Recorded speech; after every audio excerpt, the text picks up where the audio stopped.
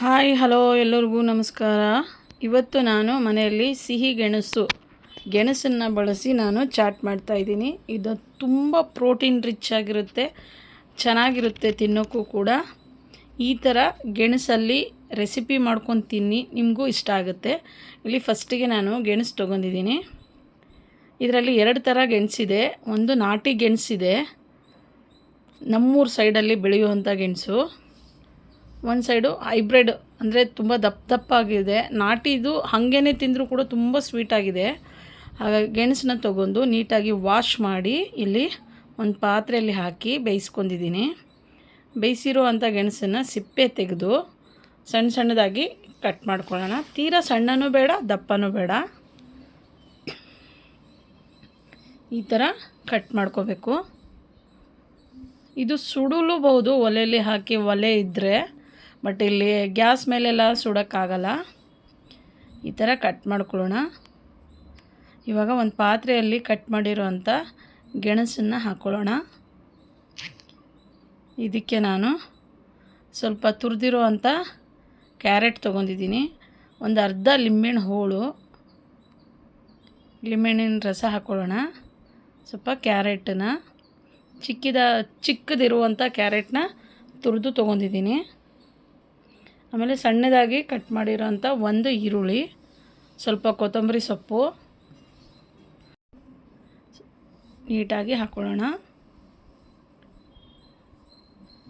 ಇದಕ್ಕೆ ಹುರಿದಿರುವಂಥ ಎಣ್ಣೆಯಲ್ಲಿ ಫ್ರೈ ಮಾಡಿರೋಂಥ ಕಡಲೆ ಬೀಜ, ಶೇಂಗದ ಕಾಳು.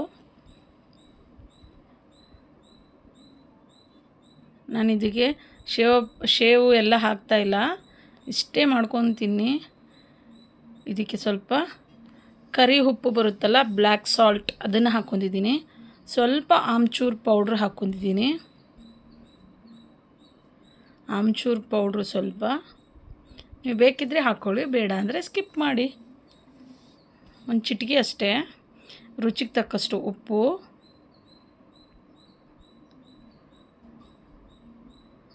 ಒಂದು ಸ್ವಲ್ಪ ಹಚ್ಕಾರದ ಪುಡಿ,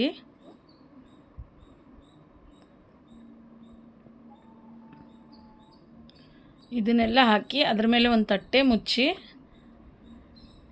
ಈ ಥರ ನಾವು ಮಿಕ್ಸ್ ಮಾಡ್ಕೋಬೇಕು. ನೋಡಿ, ರೆಡಿ ಆಯಿತು ಸಿಹಿ ಗೆಣಸಿನ ಚಾಟ್. ಇವಾಗ ಒಂದು ಪ್ಲೇಟಿಗೆ ಹಾಕಿ ನಾನು ಸರ್ವ್ ಮಾಡಿ ತೋರಿಸ್ತೀನಿ. ನಿಮ್ಮ ಮನೇಲಿ ಕೂಡ ಒಂದು ಸರ್ತಿ ಟ್ರೈ ಮಾಡಿ, ಟೇಸ್ಟ್ ಮಾಡಿ, ಕಮೆಂಟ್ಸಲ್ಲಿ ಹೇಳಿ ಸಿಹಿ ಗೆಣಸಿನ ಚಾಟ್ ನಿಮಗೂ ಹೇಗೆ ಅನಿಸ್ತು ಅಂತ. ಎಲ್ಲ ಟೈಮಲ್ಲೂ ಒಂದೊಂದು ಥರ ಡಿಫ್ರೆಂಟಾಗಿ ಈ ಥರ ಚಾಟ್ಸ್ನ ಮಾಡ್ಕೊತೀನಿ. ತುಂಬ ಚೆನ್ನಾಗಿರುತ್ತೆ, ತುಂಬ ಹೆಲ್ದಿನೂ ಕೂಡ. ನಮ್ಮನೇಲಿ ಎಲ್ರಿಗೂ ತುಂಬ ಇಷ್ಟ ಆಗಿದೆ. ನಿಮ್ಮನೇಲಿ ಆಲ್ಮೋಸ್ಟ್ ಇಷ್ಟಪಟ್ಟು ತಿಂತಾರೆ. ಈ ಥರ ಮಕ್ಕಳಿಗೆ, ದೊಡ್ಡವ್ರಿಗೆ ಎಲ್ಲರಿಗೂ ಮಾಡಿಕೊಡಿ.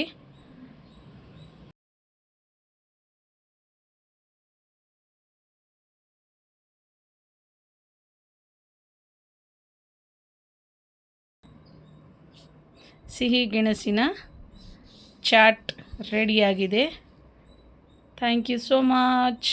ಬಾಯ್, ಟೇಕ್ ಕೇರ್.